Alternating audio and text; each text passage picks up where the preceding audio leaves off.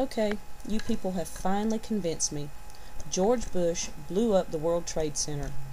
He was watching on closed-circuit television, and he pushed the detonator button just as the planes hit the towers. He did this while pretending to read to kids on national television. He is an evil genius. I have come to believe that Bush is responsible for many disasters around the world. This is just a partial list. Bird flu, because he thought the hospitals needed more money. Solar flares.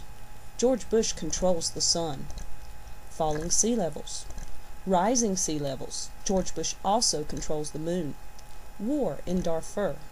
George Bush paid the Sudanese government to hire Muslims to kill other Muslims. Fire melting steel. It never happened until George Bush became president. Melting ice caps, so he could have glacial ice cubes. AIDS. Didn't AIDS start while Bush was a teenager? Bees dying of AIDS. Now, we don't know how he did that, but rest assured, it's George Bush's fault. SARS. It just seemed like a fun thing to do at the time. The assassination of JFK. Now, I know George Bush was just a kid, but he did have a gun permit. All endangered species. Animal overpopulation. Paris Hilton getting out of jail. The price of tea in China. The price of eggs in Poland. The price of potatoes in Ireland. The insufficient funds notice I got last week. Fire ants in my yard. Global warming. No, wait a minute. That wasn't caused by George Bush.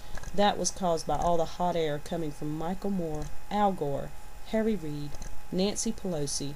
We would have used separate pictures here, but they're joined at the hip. Rosie O'Donnell, Alec Baldwin, via cell phone, Dustin Hoffman, Susan Sarandon, and Natalie Maines. But the rest of these things are all George Bush's fault.